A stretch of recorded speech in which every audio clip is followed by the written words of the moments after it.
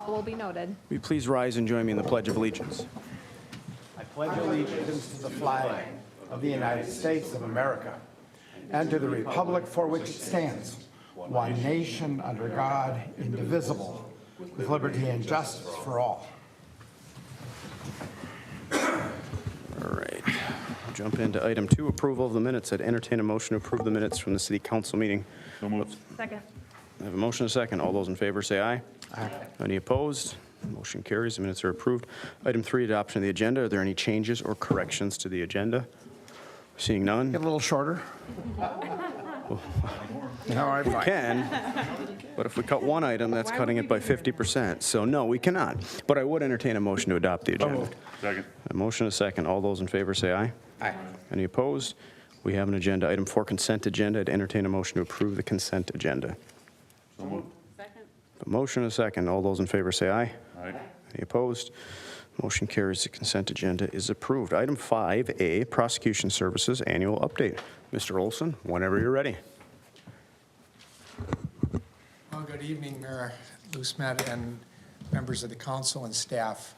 I'm Rob Olson. You haven't seen me here for a number of years because my partner Heather Munnins normally handles the White Bear stuff. But 3.5 weeks ago, she gave birth to a little baby boy, Jack, and she informed me about 3 months ago that she was going to take 12 weeks off. And I said, I guess so, and it's worked out real well. So I'm just here to kind of update you, and we're thinking about in the last year. One of the big changes in the last year was for years we had Tubman Family Alliance that did our victim services on the domestics. And then there was the changeover to NYFS. I think it's Northeast Youth and Family Services. And we were a little nervous about that because we didn't really know them. And it was kind of a new thing for them. But I just want to tell you, it's really worked out incredibly well.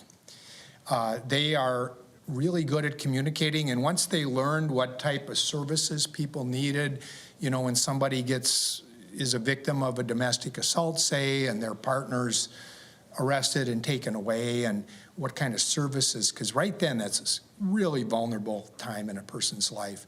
And they've really stepped up to the plate, really done a good job, much better than we ever would have expected. And they're in constant communication with our office. I mean, you could just about walk to it, throw a stone over there. And so it's worked out really well. And we're just, I don't know. I understand there might be some ties from the city council. Whatever went into the decision, it was a good decision. Okay. The other thing, and you might have, I don't know if you watched the news yesterday, a guy named Drew Evans, who's the superintendent of the BCA, was on TV. Drew is a former White Bear cop, and a long time ago, he lives up in Lino Lakes, and they had a little problem with the DMT machines. Those are those breath test machines that they blow in. And, it's in law enforcement is more complicated than it used to be. Back in the day, they'd arrest people, they'd write a police report. I'd just go to court and say, well, that's what the cop said. Now we've got videos on everything, and we've got these sophisticated machines. And they had a problem with changing out a control substance. When you run these things to make sure it works right, you have a control substance that has a certain level of alcohol in it, and you run a test on it to say, oh yeah, it's working, to the control sample. So when the person blows into it, you know that it's accurate. Well, apparently there's 2 different types of control substances, one for this portable little preliminary breath tester that the police use on the street, another one for the more sophisticated machine that's in the booking room here. Apparently in some of the jurisdictions, they kind of mixed them up, and they had different levels of concentration. And this came up in a case where a judge said, well, you ran the wrong stuff. I'm tossing the result out. So right away, the BCA was, full stop. Last Friday, they sent a big notice out to all the police stations. Don't use that thing until you know that you have the right liquid or control substance in it. I'm happy to report White Bear isn't among the groups that had put the wrong concentrated solution into the machine.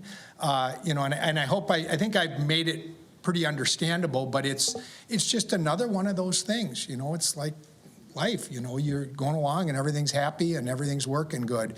But so that was a little crisis, and I think there's about 275 cases in Minnesota that are going to probably have the results that will be tossed out, which is unfortunate because if somebody's driving drunk, none of us want them out there. But we've got to play by the rules, and we've got to follow the science too. You can't just say, well, it's close enough for government work, like when I was in the Army we used to say. But it doesn't work that way when you're talking about putting people in jail. So beyond that, it's been a good year. I mean, the system in Ramsey County has grouped our cases together in a reasonable way, and it makes it a little easier for us to handle. Their scheduling was pretty erratic before that. But beyond that, we're thankful for the work that we've done. It's been a very long time that I've been involved with doing White Bear work, back to '97 with a guy named Doug Meslow that some of you know. Mr. Edberg was on the school board with him a long time ago. So I'm just here to answer any questions you might have, and other than that, I have nothing else. Very good. Thank you for the report. Glad to hear everything's going well. One quick question that I have, are arraignment calendars or some of the other kind of pro forma hearings still remote, or is that returned to in person? Mostly in person. There's a lot of in person. Ramsey County has gone a little more in person than some of the counties. They think, I don't know. And there's other counties like Isanti County, 85% of what they do is remote. Washington County is kind of about 2/3 remote, 1/3 in person. Ramsey County, I'd say, is a higher percentage. I don't know if it's 50-50 yet, but it's a lot more than it used to be. There's goods and bads to it. I think when you have these outlying areas, it works great. You know, if you're driving through Cambridge, Minnesota on the way up to Mille Lacs Lake and you get pulled over for something, you don't necessarily want to have to go to the court up there and drive an hour. But I think more in the cities, Ramsey County and Hennepin, they're going more and more in person. So. Council, do we have any questions for Mr. Olson? All right, we'll extend our congratulations to Ms. Monens on the birth of her son, and keep up the good work. Thank you. Thank you. Appreciate it. All right, item 5B, Police Department Biannual Report. Chief Hager, whenever you're ready. Mr. Mayor, members of the council, thank you again for having me out to take the chance of bragging on our police department a little bit. I was here in April, and I gave a kind of an update of how 2024 went. And this isn't really that much information. This is not to cover everything since January 1st, but just to give you a little snippet of kind of what we're doing and kind of what's fresh in our department happening right now. I do have a few statistics at the end that I know some of you really enjoy hearing where we're at that way. So here's our new police department photo. We took a little bit of a chance this year and took a little different kind of shot. We wanted to kind of time stamp the year that we got our garage. So we went out to our garage and turned off all the lights and took a really kind of fun professional photo out there. I'm really kind of a big fan of that photo. We took that in July of, it says 24. Of course, there's my first typo of the presentation. Should be just a few months ago in 2025. And here's our organizational chart. Hasn't changed much with the exception of under the administrative captain, Isaac Tuma, and then administrative support.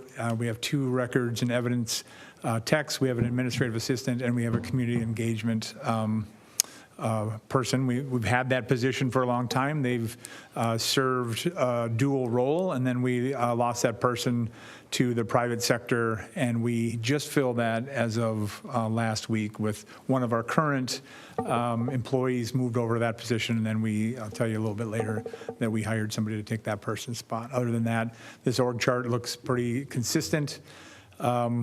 We are, right now, we're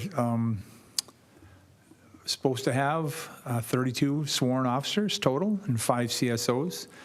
We are at 31, really happy to say. I remember, I'm not going to get too boastful because I remember last October being here and telling you that we are backgrounding our last one, and I just felt pretty proud of that.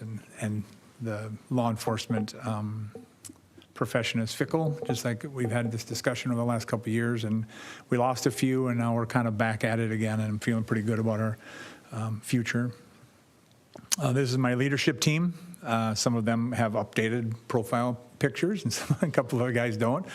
But our current department staff is 2 captains, 4 sergeants.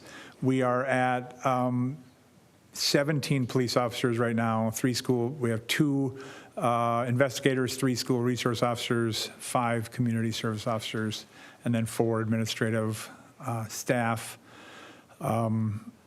In the summers, we talk about it a little bit. In the summers, we'll expand a little bit this upcoming summer, hopefully, to 3 more part-time staff for our seasonal CSO position. We have a very traditional shift work in that these are our 4 shifts represented here in those photos. They work Sunday, Monday, Tuesday, or they work Wednesday, Thursday, Friday, and then they work every other Saturday, and their shifts are generally 6 a.m. to 6 p.m., somewhere in that neighborhood, somewhere around 12-hour shifts.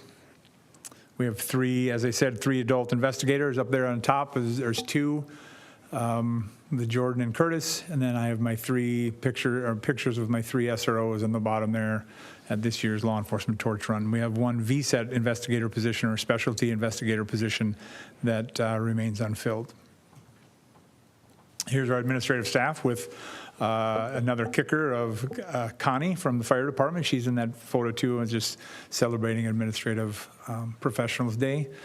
And they do a variety of activities for us. They really are the kind of the power behind the patrol and investigations. They do all kind of the dirty work that has to get done, the stuff that if we don't do, the dotting of the I's and crossing of the T's of our department and our caseload, things wouldn't make their way to Mr. Olson's office or wouldn't make their way to the county attorney's office. And the one person we'd add there, I'll show on my new staffing here. Chief? Yes, ma'am, Can sorry. you talk about the evidence room, or are you going to get into that? I have that on another slide, but that's a great reminder. These are our community service officers. On the top there, those are the 5. We've been really lucky in that this group of professionals have been with us for, I don't know, just about a year now. And Rob kind of anchors the crew right in the middle there. And then we have a few of younger officers, CSOs on each side of him. We'll run into a little bit of trouble this summer because 3 of those 5 are going to, because of the caliber that they are, I know there'll be police officers and they'll get snatched up really quickly, probably by the end of May or June, they'll be snatched up. And if we have positions open here, I hope it's with us. But they're great and they really work well together. Here's our personnel changes. We had 3 officers start this summer. Daquan on the left there, Tiffany in the middle, and Paul. Paul was one of our interns that we started our internship program, and we were lucky enough to get him in the door as an intern and then keep him as a reserve. And then after his last year of college up in North Dakota, we convinced him to come back down and be our officer. So we're really proud of those 3 starting, like I said, they're in their 2nd phase of FTO, so they started this summer.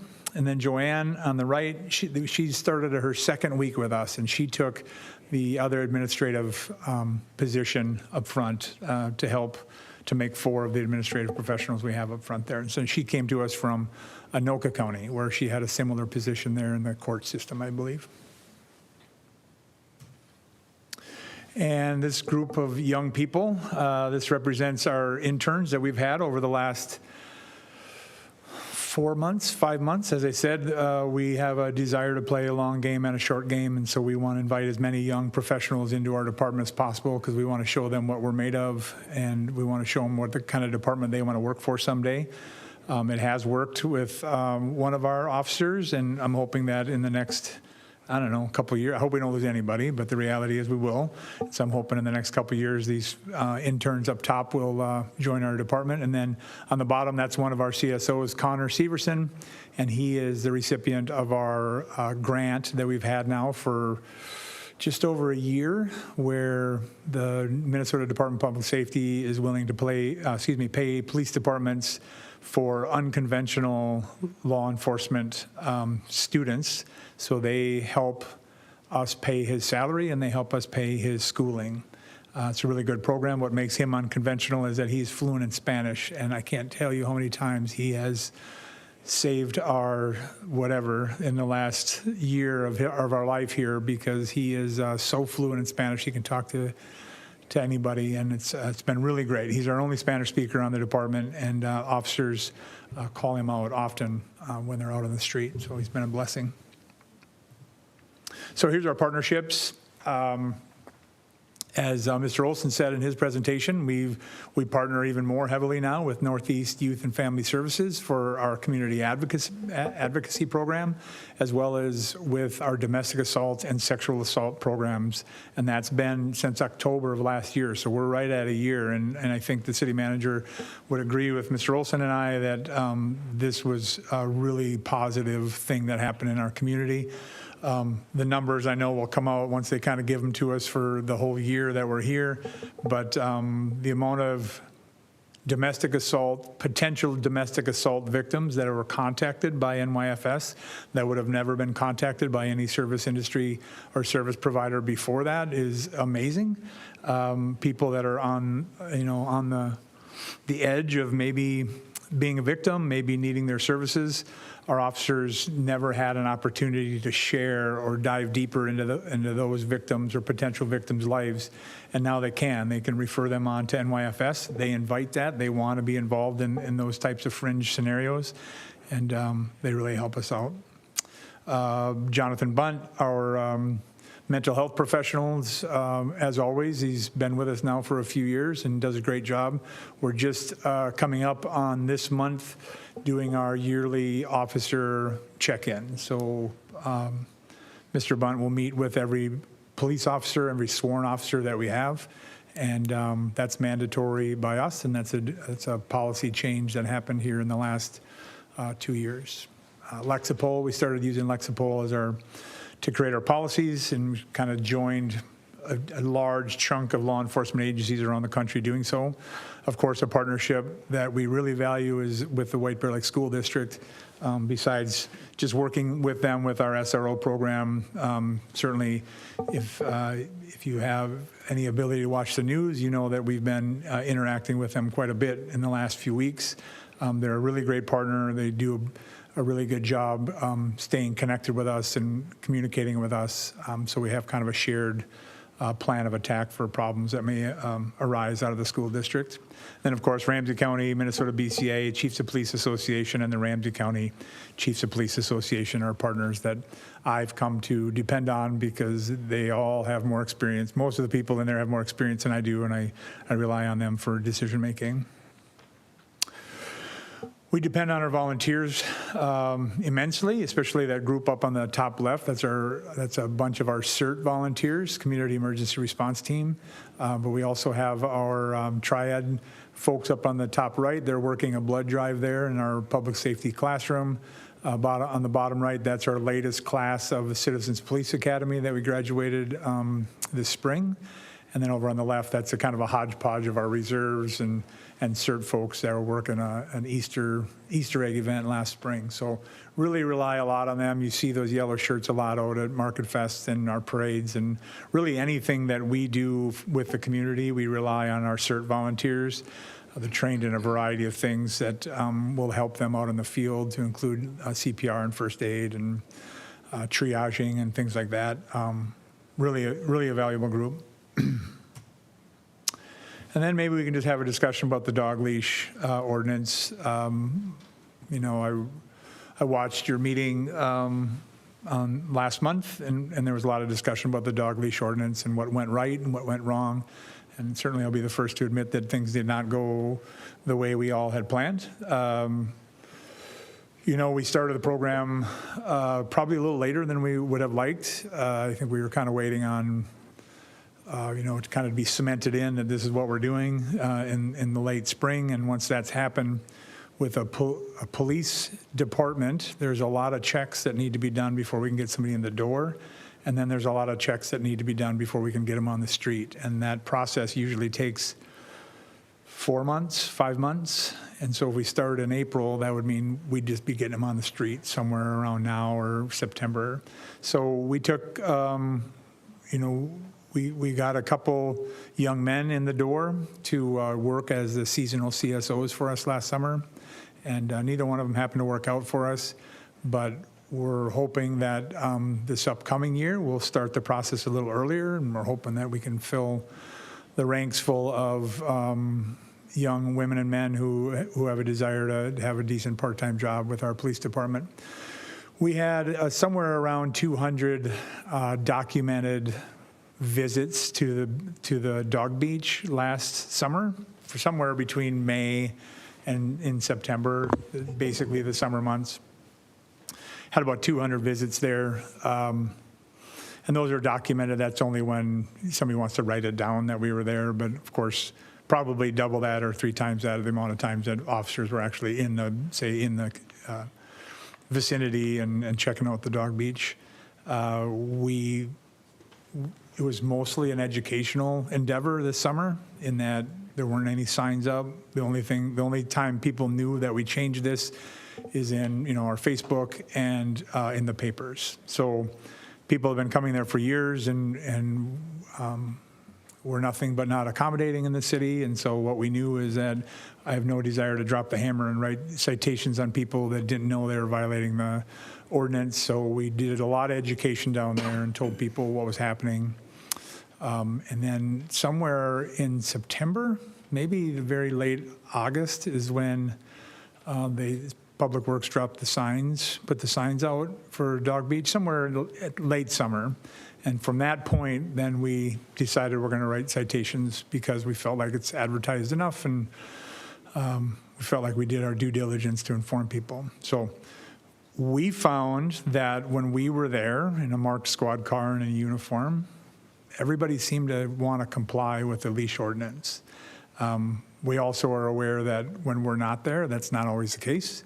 We do think that, like a slow drip over time, people just understand this is the new ordinance, whether we're there or not.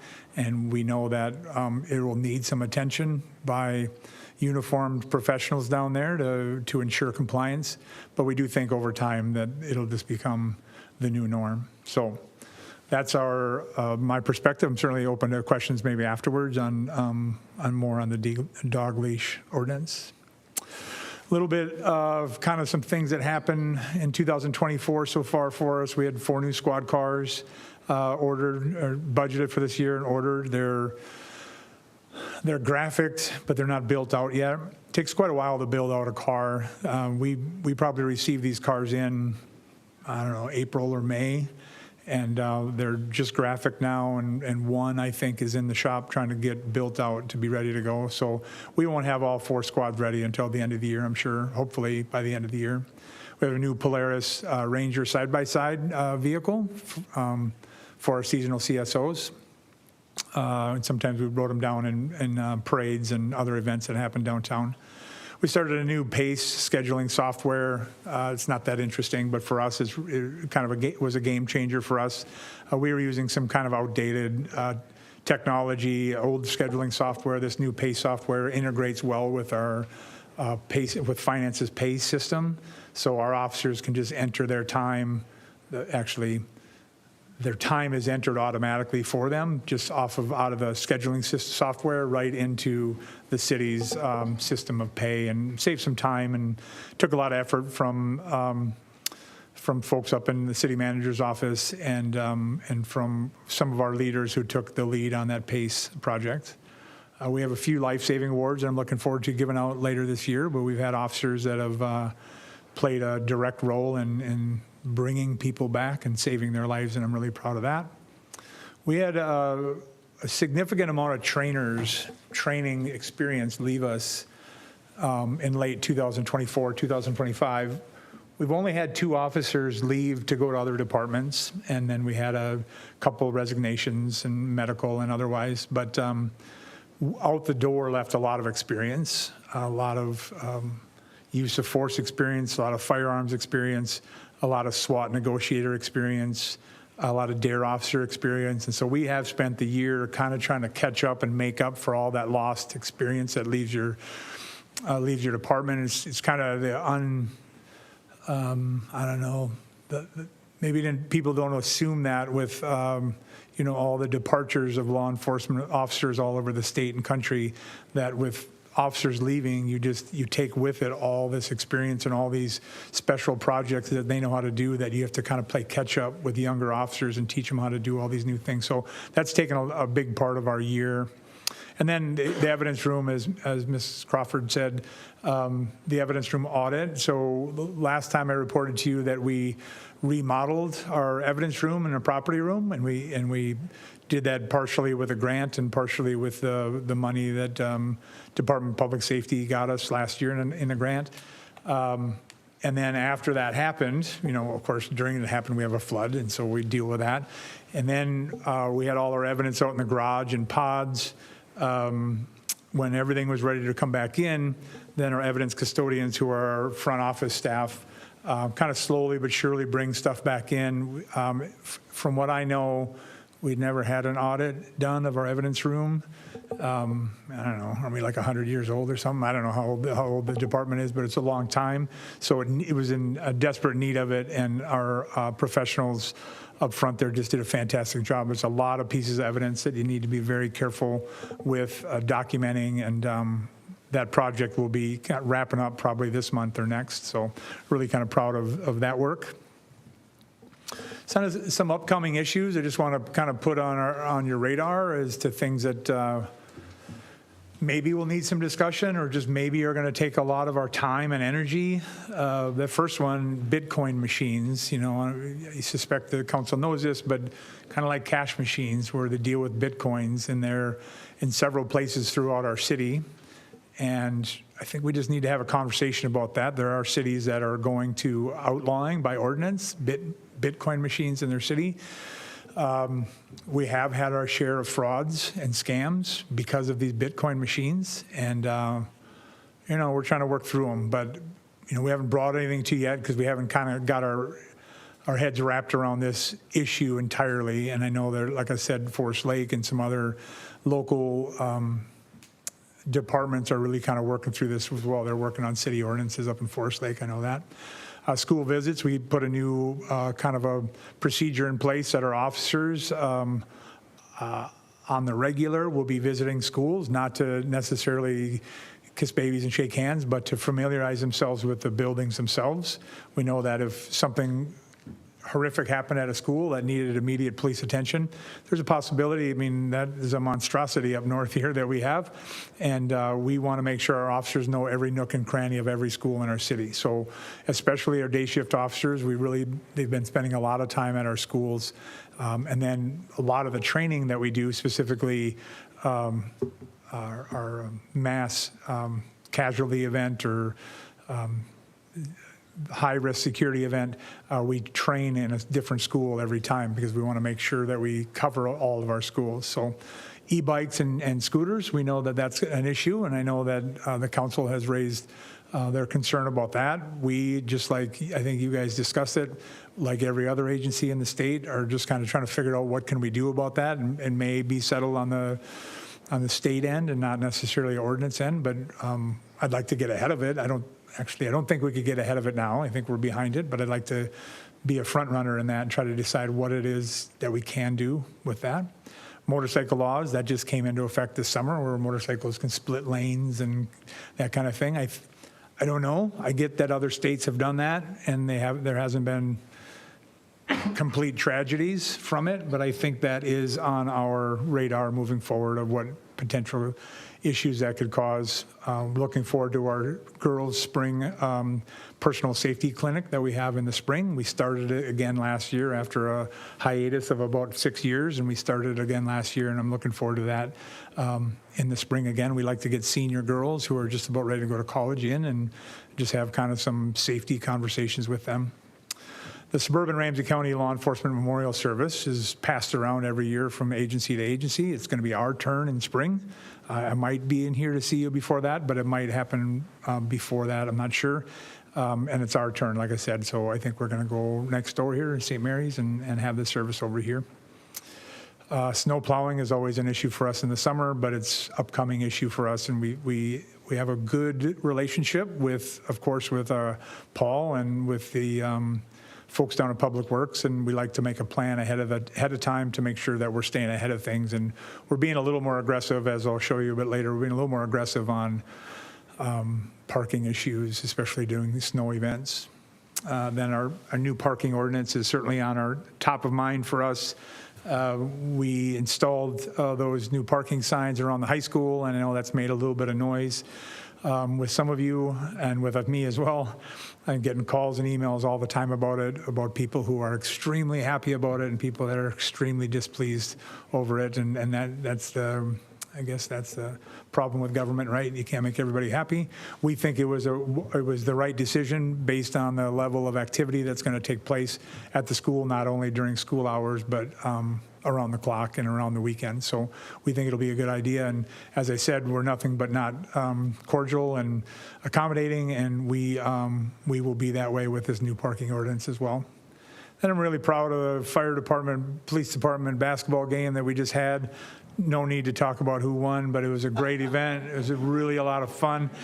And what we just, we had a couple ringers on our team, so that's what it was. And I wasn't one of them. But what we decided we're going to do is we're going to try to do that year round, and we're going to try to have a volleyball game. We're going to try to have a softball game maybe during Manitou days, and it'd be fun. Just gives us an opportunity to just kind of unwind and have fun with our public safety partners. And then, of course, recruiting is always a problem, and it'll always be on the horizon, and it'll always be something that we have to deal with. And so our minds are focused on that as well. Some preview of activity. I mean, just between January and October, in April of this year, I came in to tell you about the 30% and 40% increases that we had from 23 to 24 in our activity. And now I'm here to say, so far, we're on a 65% increase on traffic stops and a 40% increase on arrests. Case numbers on 26%. Our parking citations are up 191%, and our community events are up 11%. So what's that to say? Do we have more crime in White Bear Lake? No, I don't believe we do. I think we just have our officers that just finding more stuff. So they're just involved in more activities. We have kind of some new different strategies on how we're doing it. I have a group of leaders, specifically my 4 sergeants, who are doing a great job incentivizing their officers to get out there and make sure they're being heard, and making sure that we're making a difference with the traveling public that comes through our city, and with the folks that live in the town that I don't know, need to be held accountable for their actions. So really proud of that. I think that in April, when I come back and talk about the increase that has been made since 2023, I think we're all going to be a little bit shocked that we increased that much. And I don't think the average member of maybe your constituents would say differently. I don't think they're feeling it. They're not thinking, oh my gosh, what are the cops doing? I just think that we're rising back up to levels that are pre-COVID. And COVID and George Floyd era really took a bite out of law enforcement and their desire to be active. So we're just getting back to normal. That's my opinion. But I'm really proud of our officers. I'm really proud of our group of leaders for pushing this through. I think that we have a really incredible department that way. And with that, thank you again, and let's open up to any questions anybody might have. Before the council jumps in, Chief, I'd just like to say thank you for your work, and you do a really great job at keeping our staff engaged and wanting to be out there and be proactive, which can be challenging when you have kind of uphill battles in the court system and other things that are out of their control. But I'm really pleased to see those data points, and it's fun to see the fun side of police and fire. So thank you guys for coordinating all of that and the work that you continue to do for the city and Gem Lake. Thank you. Very well said. Chief, thank you for the report. Couple comments and a couple questions. First, I'll just say I'm encouraged by the statistics that you showed with some of the increased rates. I agree. It doesn't feel like we have more crime, but it's nice to hear that law enforcement, from a boots on the ground standpoint, feels like they're returning to a sense of confidence in their role, that they won't be constantly second-guessed or get into trouble, legal or otherwise. So I think that's encouraging for our officers in the community. So well done on that. We appreciate that. I want to thank you also for giving us some of the feedback on the dog beach. My only comment on that is simply to acknowledge that I understand that's a difficult kind of needle to thread. It's a new law. It's not in our nature to be heavy-handed and punitive, and we're trying to educate, and that takes time to shift cultures. So I think we made some progress this summer. Hopefully next summer, if we have a dedicated CSO role that can kind of augment some of the sworn officers that frankly have other important things to do, I think that'll go a long way. My question on the recruiting for the CSO seasonal, what was the turnout last year? Was that considered a desirable role? Were we just scraping to find a warm body that wanted the job? Help me understand that. Well, kind of two sides of it, I guess. So the one side is probably not. Law enforcement in general is very difficult to recruit for.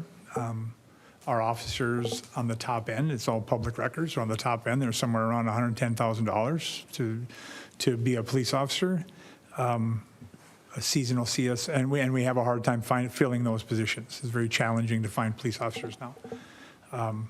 The seasonal CSO job certainly isn't that pay, not even in the same arena as that pay, nor should it be. And so to find people that are willing to do that job for just kind of a short period of time is challenging. Not impossible, challenging. Also, we started late, so we can't, the college kids probably already had jobs for the summer by the time we started. So I think that, we're committed to making this program work. And in that regard, I think that we start it the right way. We run it for a summer. We continually find challenges over the summer because what we perceive as being a complication of that role, then I think we'd have to look in a different direction, maybe. But it does feel fair to give it a real try, and I don't think we were able to give it a real try last year. Good. We'll look forward to that this year, starting early and seeing where it takes us. So I still support that. I think it's good. Beyond just the dog beach, we've got an active community. We've got e-bikes. We've got all kinds of things going on. A busy marina, so just having that dedicated person is good. So I mention that because we didn't do that as a dog beach police patrol. It's much, much broader than that. One component is the dog beach. So we'll see where it takes us next year. Thank you again for the report. Council, do we have questions for the chief? Councilmember Walsh.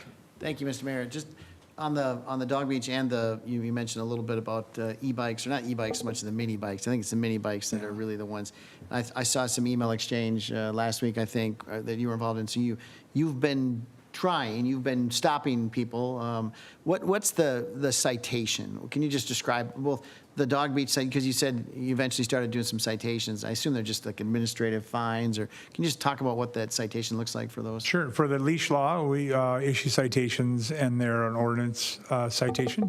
And it's, some of the problem that we run into, and maybe our city attorney Anderson would have an opinion on this too, but some of the problem, and actually maybe even Mr. Olson's office, but some of the problem is when we issue a citation for a city ordinance violation, it's a misdemeanor offense. And so it's okay, but sometimes we give a parking ticket for a guy who's parked somewhere for an extra 10 minutes, and we give him a citation. He's going to take a day off of work to go to court because of misdemeanor offense. You must appear. And we got some guidance from Mr. Olson's office and Heather one time to.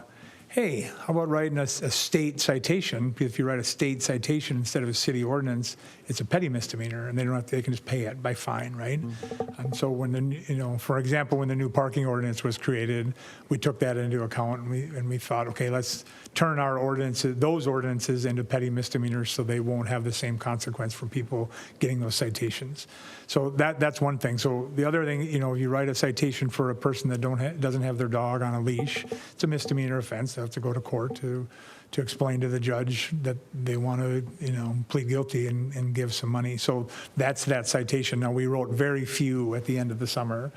I think that Mr. Coppy said last month, he said that we wrote 7. I think we might have written more than that, but I think our seasonal CSO maybe wrote 7 citations in the short time that they were doing that after the signs were up and we were writing citations. I don't have that number for you, how many citations we wrote. Not a lot. I mean, it's just a little bit more than 7, not a tremendous amount more. As far as like the e-bikes and the scooters and whatnot, there's already state laws that say you can't ride a motorcycle on a path. You know, if you do ride a motorcycle on the city street, it has to be appropriate for street use, and you have to be a licensed driver and be able to drive that kind of vehicle. We're all seeing it, right, where the e-bikes are out there and they have pedals on them. People feel, okay, that's the same thing as a e-motorcycle. And so they're kind of riding that too, right next to each other. And I think in their heads, they kind of think, yeah, they are the same. And it is a challenging discussion to have, to go, well, how much different are they? Because one has pedals on it that aren't used, and the other one doesn't have pedals. So like they go about the same miles and, you know, same speed and kind of handle the same way, and they look roughly the same. One just looks a little bit more like a motorcycle, so that one's no good, but the e-bike is okay. Our officers are all over them. If we see somebody doing that, they absolutely will stop them. Last summer we had a string of it kind of going up and down Bald Eagle by the high school, and it was just a handful of young men usually, and we dealt with that appropriately and worked a deal out with their parents and kind of tried to stop them from doing that. So get a lot of questions about the vehicles, if you will, on our paths. Same rules apply for a motorcycle as it does an e-motorcycle. You can't ride them up on the path. Only an e-bike can be up there, and a scooter. I don't know if that answered your question. What's the dollar amount on some of those citations? I'm looking for a bailout here. I'm not 100% sure what the dollar amount is. Like $50, 85? I Minimum mean, fine is $50. yeah. And usually if it's not an egregious violation, that's what you get. Now, if you got some dog that's chomping on somebody, that's a different story. Thank you. Okay. Sorry, I didn't know that answer off the top of my head. One quick follow-up on that for our city attorney. So is that a creature of state law that says the city, if you have a code infraction, it has to be a misdemeanor? Mayor and council, no, that's actually not, and the council can dictate in its ordinance if it's a petty misdemeanor. There are some ordinances that where we say expressly violations of the parking ordinance, for example, are a petty misdemeanor. The default is that all ordinance violations are misdemeanors unless you say otherwise. And I can't remember how we drafted the leash violation law, but typically you want those kinds of violations. This brings me back to my days as a prosecutor, so jump in, Mr. Olson, if I'm wrong about this. But the nice thing about having off-leash violations as a misdemeanor is if a dog bites somebody, there's injuries, there's victims, they damage property, then they're going to come into court. You can make sure the victims have a say. They can get what's called restitution and other things. So it's always nice to have that option. And then for certain instances, I know when they do go to court, I'm guessing there's negotiations and there's ways to plead it down to a petty misdemeanor. But they do typically come with a required court date if there's victims and those kinds of things. Okay, thank you. Yeah, you refreshed my recollection on that back and forth that we had when we adopted that. Because from my standpoint, if it's a run-of-the-mill, you don't have your dog on a leash, that shouldn't be a misdemeanor. And I assume when those are written, our prosecutors take the facts and circumstances into account, the analysis and what our intent was. I understand we want to reserve that ability for extreme circumstances or things where there needs to be restitution. But from my standpoint, yeah, it should be a petty misdemeanor. If it's one guy in the lake and he's playing fetch with his dog, he's violating the law. Misdemeanor can be a pretty serious offense. So thank you for that explanation. Council, any other questions for Chief? Councilmember Edbert. Thank you, Mayor. Chief, I've got a couple of topics.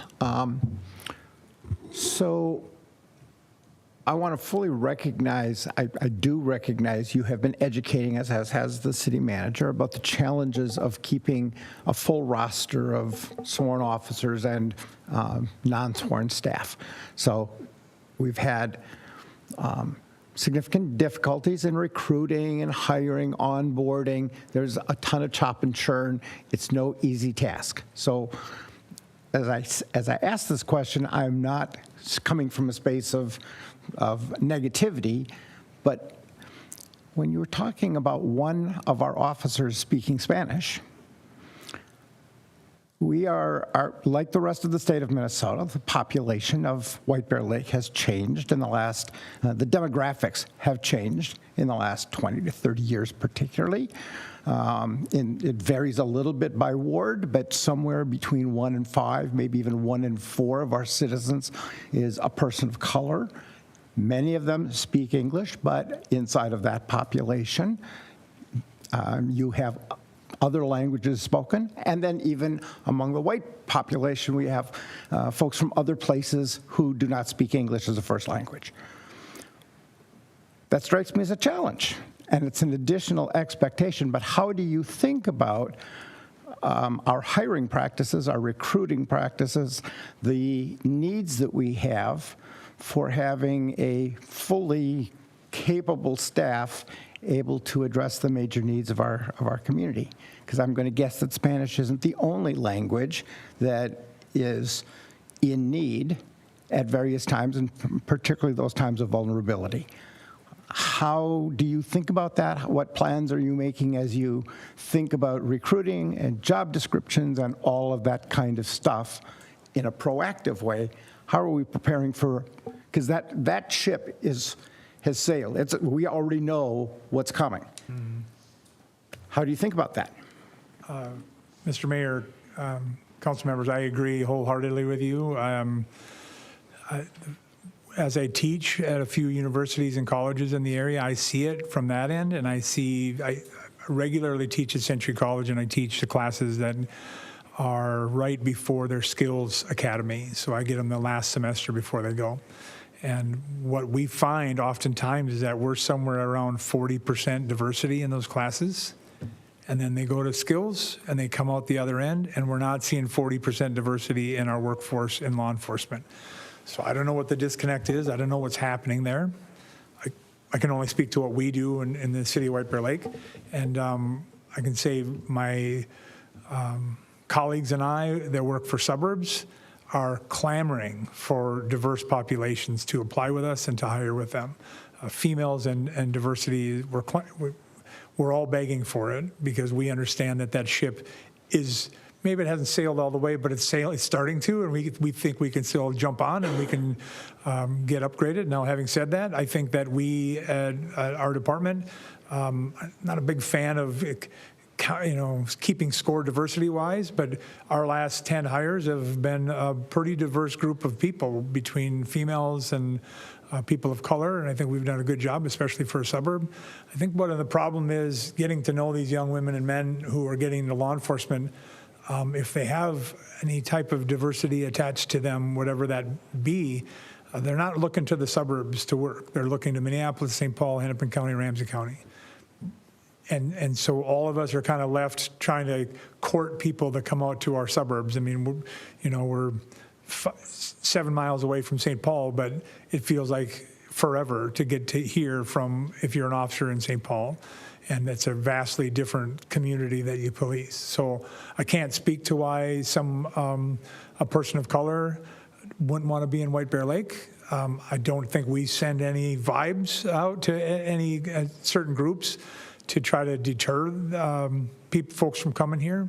In fact, I think the opposite is true. I get to see them I'm going to the source, I guess is what I'm saying. And I know that and all suburban police chiefs are feeling the same way as I am. So maybe Ms. Crawford I know she plays a big part in our recruiting and our decision-making when it comes to that. So I wanted to be clear, my question was aimed more at language capabilities, that when we are dealing in emergencies, times when people are assaults, of all kinds, having language capability is that's a core competency. And so I wasn't so much aiming at racial or gender diversity, but I am talking about language capabilities in these moments, and how do we think about that? Do we have any other language capabilities besides Spanish? Do we have any officers who speak Hmong or other languages already present?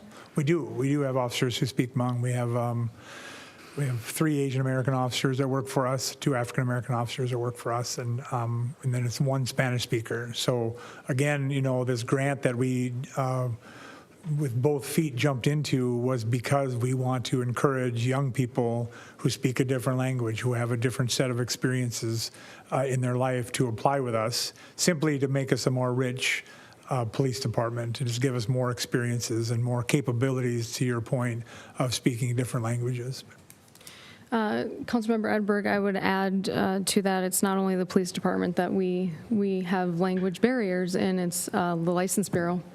And we do have a Spanish-speaking employee there. We did have a full Spanish-speaking employee, but she has moved, unfortunately, and sometimes she'll come and work for us seasonally, which we greatly appreciate. But we're definitely seeing it there, too. All of our job descriptions under the former city manager, they were all adjusted as what is the desirable qualifications to be multilingual. And so that's a desirable qualification in any of our job categories here at the city. So it's something that we for sure look at. It's not the only thing that we look at when we're making hiring decisions. I suspect it never will be, the only thing that we look at. But when it works, we're thrilled. If it doesn't, then we do have interpreter services that we can reach out to as we need to. So. Are they on contract? Are they go to the phone? What do we? I would need to dive deeper into that. I know that I have contacts in my calendar, in my not calendar, but in my Outlook account for that. But I would need to do a deeper dive on that for you. I appreciate the information. Thank you. So, second topic, Chief.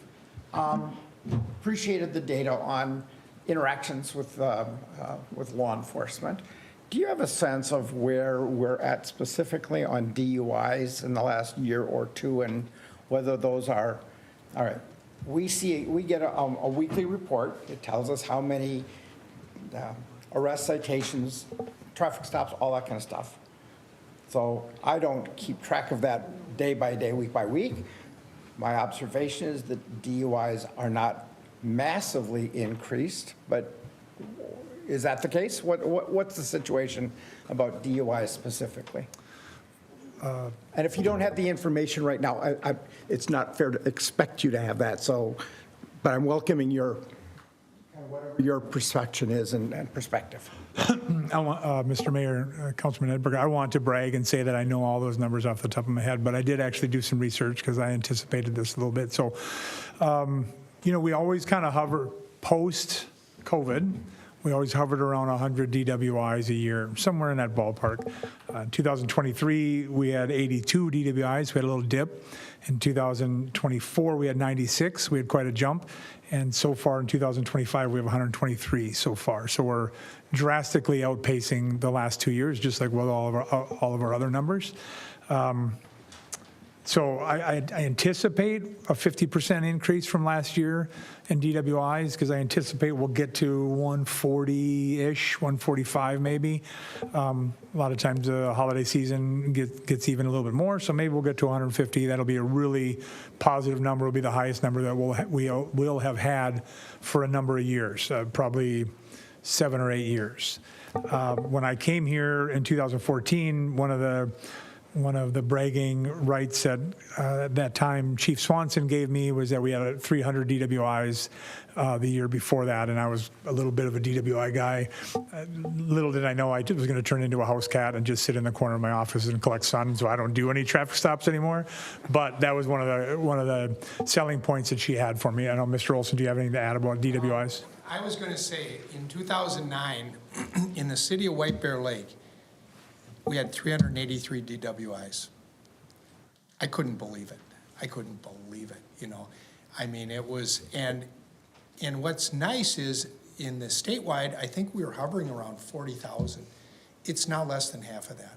And so I think all the advertising and maybe all the arrests, all that's happened DWIs are about half of what they were 20 years ago. 15 years ago. So it's still a lot. I mean, 150 people out there driving drunk, and I am floored and amazed at how many people drive .20, .33. It's just incredible. but those are obviously the very seasoned alcoholics. But anyways, it is better, even though we hear about it a lot, but it's certainly half of what it used to be, so.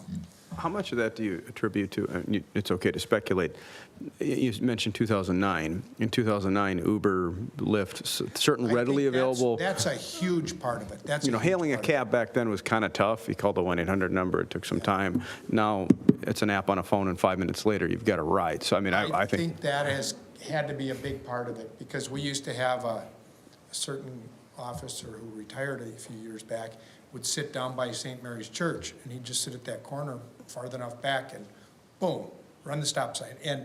And we had one officer who's one of our sergeants now. He was on pace to do 100 that year, except he broke his thumb in November and got stalled at 93. So, anyways, it was kind of, so I think it's probably Uber, and I think it's also just the public, the advertising, all those ads you see about it. Anyways. thank you. So if I could follow that, though. So the consumption of cannabis has been legal in Minnesota for almost 2 years now. What percentage of our DWIs, okay, recognizing that even 140 is less than half of what we were at, what are we finding in terms of the number of DUIs that get cited and charged that are affiliated with cannabis use? I would say less than 10%. What do you think, Kay? Mr. Councilman Edberg, I have drug use DWIs. In 23 we had 8, in 24 we had 5, and so far we had 7 this year. And out of those drugs DWIs, I was a DWI guy back in the day, and I wrote 1 marijuana DWI. And I sat down with my officers and my sergeants today. We started picking our brains, and we asked each other, do you remember the last marijuana DWI? Not just you, but anyone wrote, and nobody could remember one. Not one of these were marijuana DWIs. They're all methamphetamine, fentanyl, heroin, things like that. Marijuana DWI is extremely challenging to write from a practitioner's end. The rules are different for marijuana when it comes to driving than any other drug or alcohol. It's just like they have their own lane for marijuana that makes it extremely challenging to write a DWI on marijuana. I will say that last year I heard from the folks that know this with the state, and they said that 60% of all DWIs that required blood or urine, 60% of all the DWIs have at least 2 drugs, alcohol and something else in their system, or if it's a drug, at least 2 drugs in their system. So what we know about regular DWIs with alcohol, we know that the majority of them include marijuana as well. So which one impaired you more, the alcohol or the marijuana? I don't know, but it's a very challenging DWI to write for marijuana because of the probable cause you have to have in the signs. Talk about writing it, try proving it, when you don't have a standard. The only ones I've ever gotten convictions on are the guys that get out of their car and it's like Cheech and Chong. The officer will say, should you have been driving? You think you're high? Oh no, I was way too high to be driving. It's not very hard as a prosecutor to prove that case. But beyond that, very difficult, very difficult.